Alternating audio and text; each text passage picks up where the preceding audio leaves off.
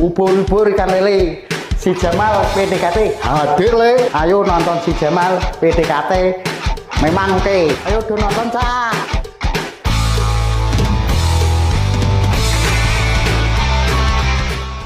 Halo Bunda Ayah di rumah, selamat datang di podcast si Jamal PDKT. Sering dengar nggak sih mitos kayak gini? Aduh, anakku habis divaksin kok demam ya, kok rewel ya, tau gitu kan nggak usah divaksin sekalian, biar nggak gampang sakit. Nah, beneran gitu nggak sih? Apakah vaksin ini memang bikin gampang sakit atau justru sebaliknya? Baik, pada kesempatan hari ini kita akan bahas tuntas semua mitos-mitos terkait vaksinasi pada anak. Apalagi belakangan ini sedang maraknya KLB terkait campak. Ya, sebelumnya perkenalkan saya Perawat Kris sebagai host pada hari ini. Dan saat ini saya tidak sendirian, saya ditemani oleh narasumber kita yang tentunya tidak asing lagi, yaitu ada Dr. Rizal. Halo dokter, apa kabar? Halo Mbak Kris, halo Ayah Bunda semua. Perkenalkan, saya Dr. Rizal, saya dokter umum di Rumah Sakit Ibu dan Anak Anissa Blora. Jadi memang ini adalah salah satu topik yang relatable ya Mbak Kris ya, karena memang sering muncul di grup-grup WA yang ada di ibu-ibu itu bahwa anak sering demam setelah divaksin. Nah ini juga topik yang relatable yang seru kita untuk bahas ya Mbak Kris. Benar banget dok, tidak usah berlama-lama lagi dok, kita langsung saja masuk ke topik pembahasannya. Nah dok, ini kan di luar sana masih banyak dok, ibu-ibu muda atau para orang tua baru yang saat ini masih awam dok mengenai vaksinasi pada anak. Nah untuk vaksin sendiri itu apa ya dok? Dan kenapa kok kayaknya ini sangat penting banget buat anak? Baik, jadi vaksin ya Mbak Kris ya dan Ayah Bunda semua, vaksin adalah vaksinasi ya adalah suatu proses memasukkan antigen, itu bisa jadi bakteri atau virus yang dimatikan atau dilemahkan, yang kita menginginkan setelah divaksin itu timbul antibodi atau sistem imun. Kita ibaratkan sistem imun itu adalah tentara. Jadi dari tentara itu kita latih, kita berikan latihan soal, kita berikan penjelasan secara detail untuk suatu saat nanti dia akan muncul pengetahuan. Lebih siap, pengetahuan itu adalah antibodi. Sehingga nanti ketika ada paparan atau musuh yang sesungguhnya, kalau ada musuh kita tentara lebih siap untuk melawan. Jadi itu adalah perlindungan pertama bagi anak yang dilakukan vaksinasi. Jadi itu pentingnya sekali vaksinasi itu Pak. Berarti memang sangat penting sekali ya dok untuk perlindungan anak. Nah dok, ini kalau ada dok anak yang tidak divaksin sama sekali, ini resiko atau bahayanya itu seperti apa dok? Nah, kalau resikonya Ayah Bunda itu adalah sistem imunnya jadi lemah dan anak mudah sekali tertular dengan penyakit yang berat. Gitu. Padahal penyakit berat itu bisa kita cegah lewat vaksinasi atau pemakaian vaksin itu tadi. Ini dokter, bahaya juga ya dok ya. Mungkin dengan adanya vaksin ini ya dok, ini kan bisa mengurangi komplikasi yang bisa terjadi pada anak. Tapi dok, apakah vaksin ini aman? Dan vaksin apa saja sih dok yang memang diwajibkan diberikan pada anak sesuai dengan aturan pemerintah? Baik, jadi vaksin itu sebelum disuntikan itu sudah melewati uji klinis yang sangat panjang dan bertahun-tahun. Jadi vaksin wajib yang diberikan, yang disarankan oleh pemerintah itu adalah vaksinasi dasar dari ayah bunda semua. Jadi vaksin dasar itu apa dok? Jadi ada TBC, ada DPT, yaitu DPT ada singkatannya, difteri, pertusis, dan tetanus.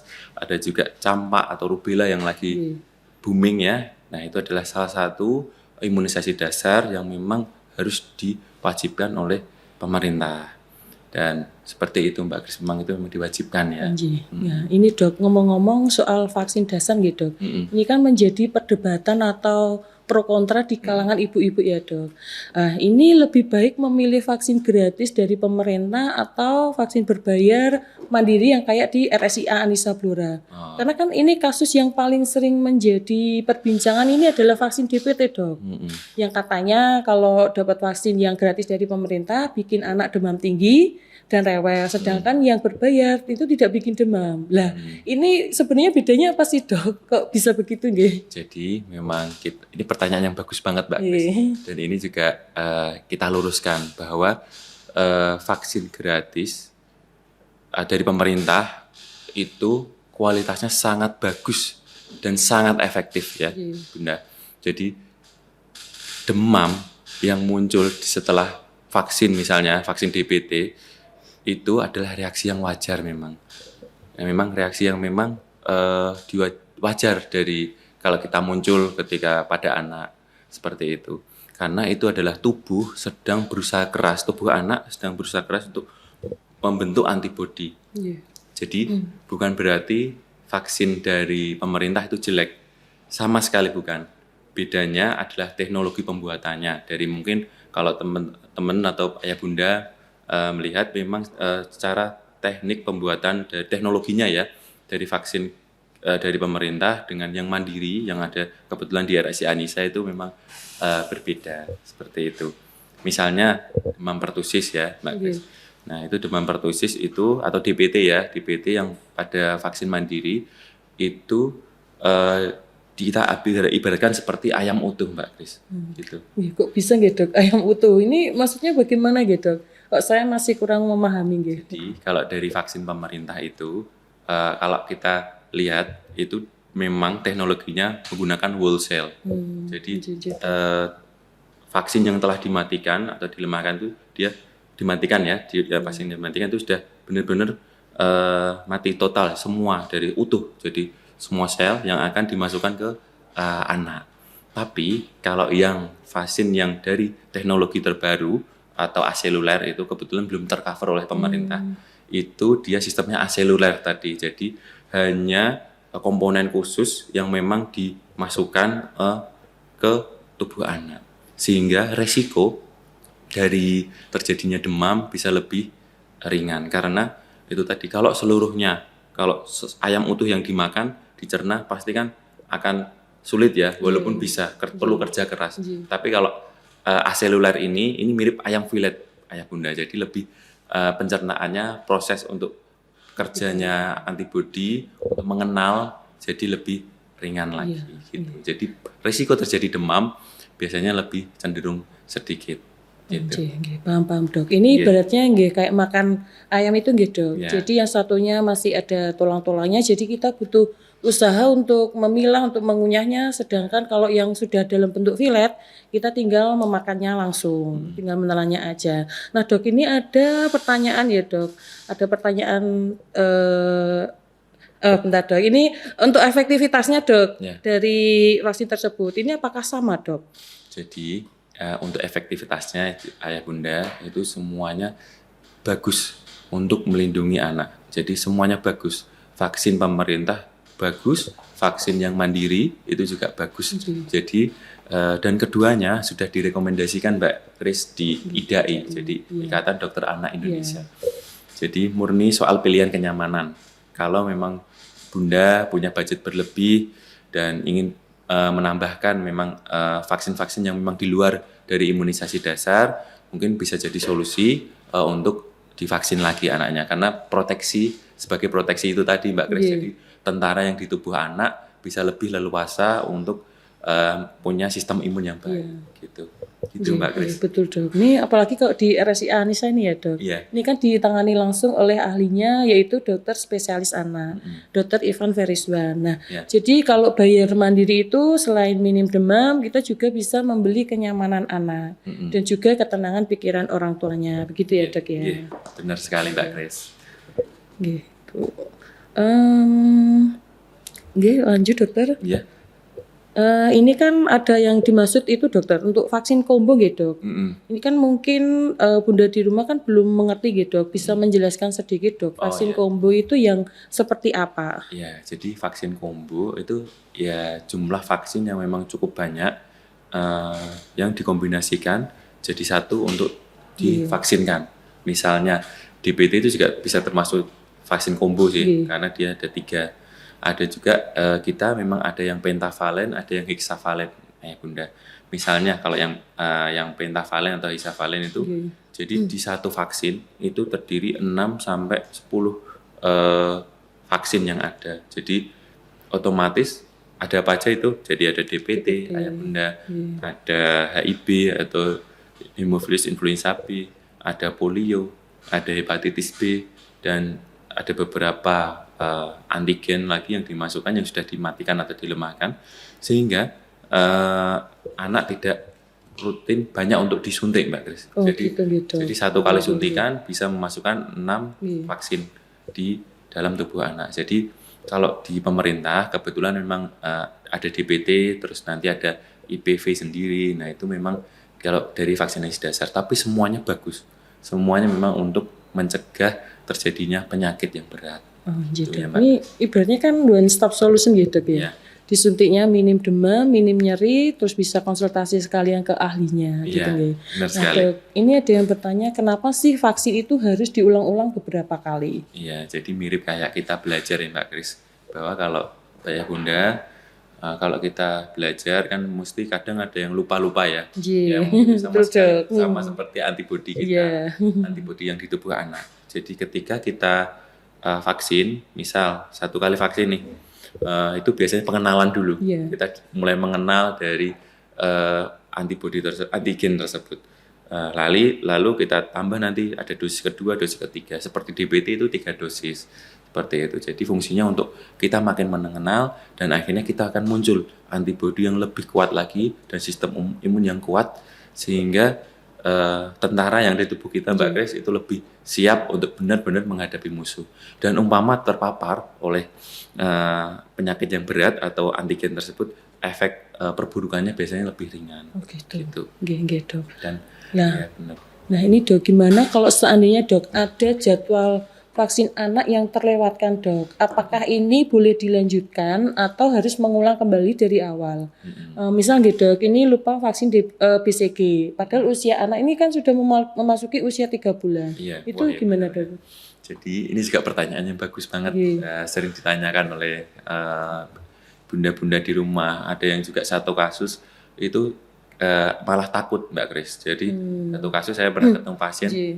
pasiennya sering, dok anak saya kalau sering vaksin itu sebelum vaksin kok demam ya dok, akhirnya nggak saya vaksinkan, terus akhirnya bolongnya banyak sekali. Nah itu kadang di buku KIA kan sudah ada ya ayah bunda, kebetulan kita membawa buku KIA, jadi di sini memang ada sudah lengkap imunisasi dasar yang memang bisa kita lihat dan kita catat biasanya di posyandu ataupun di puskesmas misalnya kalau dengan dasar, dan di rumah sakit Anissa juga bisa. Jadi ternyata memang kita nggak usah khawatir kalau bolong misalnya. Jadi kita harus malah prinsip secara medis Mbak Kris, itu kita harus mending telat daripada kita bolong sama sekali. Itu ya Pak ya Bunda. Lebih baik kita telat daripada bolong atau tidak divaksin sama sekali. Kita kenal namanya Mbak Kris itu catch up immunization. Jadi kita kejar imunisasi. Misalnya BCG kelewat sudah 6 bulan, udah 2 tahun misalnya kelewat karena memang saat itu divaksin tidak pas itu demam misalnya, akhirnya nggak bisa divaksin. Nah itu nanti kita catch up dengan apa? Dengan konsultasi dulu, misal di RSC Anissa ada Dr. Ivan spesialis anak. Biasanya ada assessment atau pemeriksaan ulang seperti mantuk tes. Jadi akan diperiksa mantuk tes dulu untuk dipastikan. Apabila nanti mantuk tesnya negatif, biasanya kita akan usulkan untuk dilaksanakan vaksinasi BCG.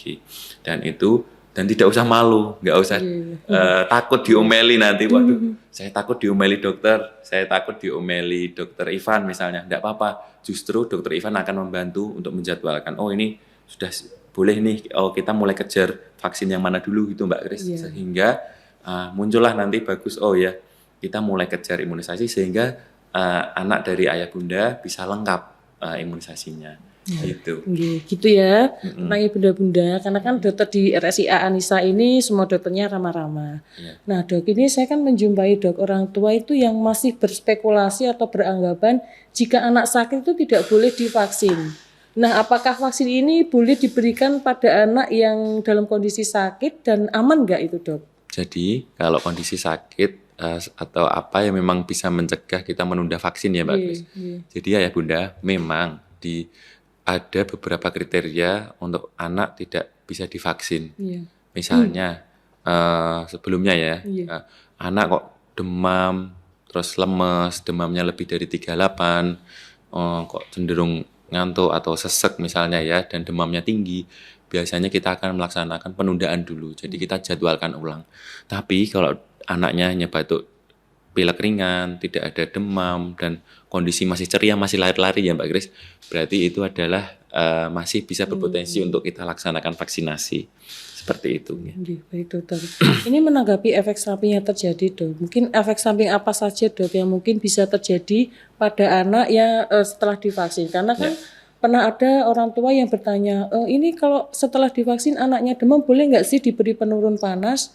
Dan ada juga dok yang bilang, Mbak ini sebelum berangkat ke sini, sebelum saya vaksinkan anaknya di rumah sudah saya kasih penurun panas biar nanti nggak demam. Lah itu juga boleh nggak sih dok? Ya ini agak sedikit kurang tepat ya Ibu ayah bunda semua. Ini juga kita bisa luruskan bersama. Jadi berdasarkan literatur atau penelitian yang saya baca, memang ternyata kalau kita menggunakan penurun panas sebelum vaksin dilaksanakan, itu malah dapat menurunkan kinerja dari antibodi. Jadi sistem imun kita malah memproses dalam vaksin ini bisa malah menurun. Jadi akan malah berisiko terhadap outcome atau antibodi yang akan muncul. Jadi justru malah nggak boleh ya Mbak Kris. Jadi penurun panas itu memang diberikan kalau memang anak mempunyai efek samping. Misalnya ada demam di atas 38 atau anak rewel, demam. Nah itu mungkin bisa jadi kita boleh memberikan paracetamol yang sesuai dengan dosisnya. Ada juga misalnya ada nyeri di bekas suntikan atau kemerahan. Nah itu cukup kita biasanya kasih kompresnya air hangat atau air yang biasa. Jangan air dingin ya bunda. Ya, itu yang memang penting. Jadi kita memang selalu mengingatkan untuk pemberian paracetamol atau penurun panas itu memang diperbolehkan, tapi jangan sebelum dari vaksinasi dilakukan. Itu ya Mbak Kris ya. Nah, ini yang harus dicatat buat bunda-bunda di rumah ya. Yang pada intinya memang obat penurun panas itu boleh diberikan setelah vaksin. Jika memang apabila ada keluhan anak demam tinggi atau rewel. Tapi tidak dianjurkan diberikan sebelum vaksin karena ini dapat mempengaruhi efektivitas vaksin tersebut. Untuk berkaitan dengan kompres, memang sebaiknya pakai kompres air hangat atau air biasa jika memang muncul bengkak atau kemerahan di area bekas suntikan vaksin, tapi tidak disarankan untuk memijat area tersebut. Dan tentunya pastikan setelah vaksin anak diwajibkan untuk beristirahat. Gitu Dok. Iya, laras. Ini wah menarik ya Dok. Menarik ya. Perbincangan kita mengenai vaksinasi pada anak. Nah, ini kita akan bergeser sedikit Dok ke penyakit yang saat ini bikin resah-resahnya gitu. Oh iya, apa itu Mbak Kris? Bikin gundah-gulandanya para bunda-bunda di rumah. Karena kan belakangan ini menjadi trending topik di sosial media, yaitu penyakit campak Dok yang lagi rame ini. Nah, campak sendiri ini apa ya Dok? Dan gejala awalnya itu seperti apa? Ya, jadi kita jelaskan dulu ya Bunda bahwa campak itu memang merupakan penyakit yang super duper menular. Penyebabnya adalah virus campak itu. Jadi gejalanya biasanya awalnya itu dari batuk pilek seperti biasa, demam ringan. Demam yang tinggi juga berkadang seperti itu, dan nanti 3-5 harinya Mbak Kris nanti akan muncul ruam-ruam merah yang ada di wajah, belakang telinga, dan seluruh tubuh nanti akan menyebar, dan ini memang kadang muncul sampai di area mata Mbak Kris. Jadi ada ruam-ruam yang ada di area mata, dan ruam-ruamnya nanti akan menghitam kalau memang sudah, dan akan berangsur-angsur menghilang. Gitu. Biasanya memang campak ini sangat-sangat menular. Cukup bahaya gitu. Iya, sangat bahaya sekali. Ini terus siapa saja ya Dok yang bisa terkena penyakit campak? Kemudian untuk fase-fasenya bagaimana dan cara penularannya lewat apa ya Dok? Jadi cara penularan dari campak itu lewat airborne Mbak Kris. Jadi ketika misalnya anak yang telah tertular dengan campak, ayah bunda, itu batuk atau bersin. Nah, karena airborne disease ya, jadi menyebar lewat udara. Ketika hingga 2 jam, virus campak itu akan menyebar di area ruangan. Nah, itu kan kalau terhirup oleh anak yang sehat, anak yang mudah tertular, akhirnya anak bisa tertular, dan akhirnya muncul tadi ada fase yang inkubasi, yaitu fase yang memang anak belum menunjukkan gejala. Lalu fase prodromal, yaitu fase anak muncul beberapa gejala seperti ruam-ruam merah di mata, dan juga kadang sampai demam tinggi. Nah, itu juga muncul, dan nanti muncul erupsi juga merah, yang itu tadi ruam merahnya akan menghitam dan akan mengelupas di fase penyembuhan. Tapi memang salah satu pencegahan yang paling bagus memang kita cegah lewat vaksinasi itu tadi. Jadi kita bisa paling aman yaitu lewat vaksinasi tadi, Mbak Kris. Iya, berarti gampang banget ya dok Iya, menularnya. ya sangat gampang sekali Iya, menular. ini kan menjadi perhatian penting Iya. buat bunda-bunda di rumah. Sebagai orang tua memang harus lebih aware lagi gitu, Iya. terhadap perlindungan atau kesehatan anak ke depannya. Iya. Nah dok, ini yang untuk cara mengobati campak itu sendiri kan apa ya dok? Dan yang paling penting ini adalah pencegahannya dok. Iya, benar Digitalnya sekali. itu Iya. gimana itu dok? Jadi memang kalau pengobatannya ini kan memang penyebabnya virus ya Mbak Kris. Ya. Iya. Jadi kalau virus itu kita biasanya harus terapinya suportif. Iya. Jadi kita kasih terapi suportif yaitu berupa penurun panas apabila anak panas ya atau demam. Lalu kita bisa pemberian nutrisi, menjaga nutrisinya, dan yang juga gak kalah penting kita terapi suportif itu vitamin A. Karena pada anak-anak dengan ruam yang memberat di area mata, ada lesi di area mata, itu kita cegah untuk terjadi kebutaan. Seperti itu. Dari akibat campak. Dan pastikan itu tadi teman-teman atau ayah bunda bahwa tidak terjadi dehidrasi. Tapi tadi pengobatan terbaik selain dari terapi suportif itu adalah pencegahan yang saya sebutkan tadi. Jadi lebih aman sebelum anak terkena, sebelum dari anak terbunda, buah hati terkena campak, kita bisa lakukan pencegahan dengan vaksinasi. Jadi kita bisa vaksinasi dengan lengkap, kita vaksinasi campak, vaksinasi dasar yang lain, dan kita lengkapi juga dengan vaksinasi tambahan, sehingga anak lebih punya proteksi, seperti investasi yang aman untuk di waktu yang ke depan, sistem imun yang kuat untuk anak ke depannya, gitu Mbak Kris. Nah, karena memang mumps atau di MMR ya, jadi kita sebut measles, mumps dan rubella atau MR. Jadi itu salah satu vaksin yang memang kita berikan biasanya secara gratis lewat pemerintah juga bisa. Vaksin gratis itu juga memang baik, dan kita ingatkan lagi juga resiko-resiko dari komplikasi yang dari campak itu juga cukup berat. Misalnya pneumonia, nah itu juga salah satu komplikasi yang berat dari penyakit campak, Mbak Kris. Setuju banget dok. Setuju ya Mbak Kris ya. Apalagi kan berkaitan dengan komplikasi dia dok yang cukup bahaya, bisa sampai ke radang paru, ke radang otak, mungkin bisa sampai ke kematian juga gitu. Iya, sampai kematian. Makanya dengan pencegahan ini kan paling tidak bisa lebih baik lagi dan lebih murah daripada mengobati ya dok. Iya benar, pencegahan lebih aman dan lebih murah daripada mengobati. Wah, tidak terasa ya dok, lengkap untuk perbincangan kita pada hari ini mengenai vaksinasi dan campak. Kesimpulannya buat bunda dan ayah di rumah tidak usah ragu lagi atau panik, bahkan takut membawa anaknya untuk vaksinasi, karena demam itu kan tanda vaksinnya bekerja. Dan resiko apabila anak tidak divaksin sama sekali ini malah jauh mengerikan lagi. Ya, jadi seperti contohnya tadi kena wabah campak gitu, karena kan vaksin ini kan adalah hak anak untuk hidup sehat, sehingga bisa mewujudkan generasi anak yang lebih kuat, lebih sehat ke depannya. Gitu ya bunda-bunda, gitu ya dok. Benar sekali. Betul Mbak Kris dan ayah bunda semua, monggo kalau mau catch up imunisasi misalnya, wah saya ternyata banyak bolongnya di buku KIA nih dok. Gimana nih dok? Ya kita nggak usah khawatir, nggak usah takut. Nanti kita bisa infokan, bisa ketemu dengan Dokter Ivan langsung, karena yang memvaksin langsung adalah Dokter Ivan. Kita bisa sekalian nanti konsultasi tumbuh kembang misalnya dengan Dokter Ivan spesialis anak. Kita juga sekalian bisa diskusi, konsultasi mungkin terkait vaksinasi atau terkait kesehatan anak ya Mbak Kris.